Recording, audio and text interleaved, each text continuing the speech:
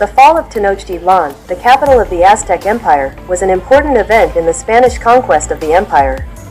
It occurred in 1521 following extensive negotiations between local factions and Spanish conquistador Hernán Cortés. He was aided by Malinche, his interpreter and companion, and by thousands of indigenous allies, especially Tlaxcaltec warriors. Although numerous battles were fought between the Aztec Empire and the Spanish-led coalition, which was composed mainly of Tlaxcaltec men, it was the siege of Tenochtitlan that directly led to the fall of the Aztec civilization and the ensuing sacking and violence against the survivors.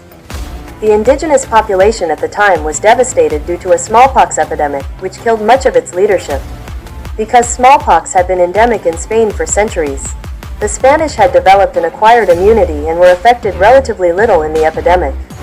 The conquest of the Aztec Empire was a critical stage in the Spanish colonization of the Americas.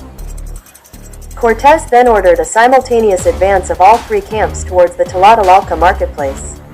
Alvarado's company made it there first, and Gutiérrez de Badajoz advanced to the top of the Huitzilopochtli Cu, setting it afire and planting their Spanish banners. Cortés and Sandoval's men were able to join them there after 4 more days of fighting. The Spanish forces and their allies advanced into the city. Despite inflicting heavy casualties, the Aztecs could not halt the Spanish advance. While the fighting in the city raged, the Aztecs cut out and ate the hearts of 70 Spanish prisoners of war at the altar to Huitzilopochtli. By August, many of the native inhabitants had fled to Tlatelolco. Cortés sent emissaries to negotiate with the Tlatelolcas to join his side, but the Tlatelolcas remained loyal to the Aztecs. Throughout the siege, the Tlaxcalans waged a merciless campaign against the Aztecs who had long oppressed them, as for 100 years the Tlaxcalans had been forced to hand over an annual quota of young men and women to be sacrificed and eaten at the Great Pyramid of Tenochtitlan, and now the Tlaxcalans saw their chance for revenge. The American historian Charles Robinson wrote, "Centuries of hate and the basic viciousness of Mesoamerican warfare combined in violence that appalled Cortés himself." Throughout the battles with the Spanish, the Aztecs still practiced their traditional ceremonies and customs. Tlaxcaltec was chosen to be outfitted to wear the Quetzal owl costume. He was supplied with darts sacred to Huitzilopochtli, which came with wooden tips and flint tops. When he came, the Spanish soldiers appeared scared and intimidated. They chased the owl warrior, but he was neither captured nor killed. The Aztecs took this as a good sign, but they could fight no more, and after discussions with the nobles, Cuauhtémoc began talks with the Spanish. At some point in the final days of the battle, a tornado struck the basin, over Tlatelolco, and then moved out over the lake. 38. This was the first tornado seen by Europeans in the Americas.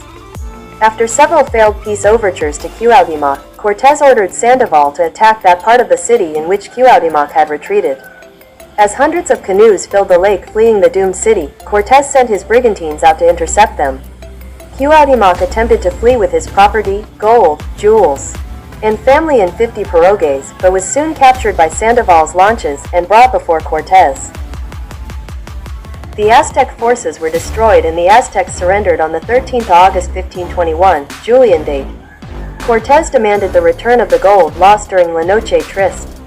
Under torture, by burning their feet with oil, Cuauhtémoc and the Lord of Tacuba confessed to dumping his gold and jewels into the lake. Yet, little gold remained, as earlier. A fifth had been sent to Spain and another kept by Cortés. In the end, the remaining gold all fell to the king's officials. Cuauhtémoc was taken prisoner the same day, as related above, and remained the titular leader of Tenochtitlan, under the control of Cortés, until he was hanged for treason in 1525 while accompanying a Spanish expedition to Guatemala.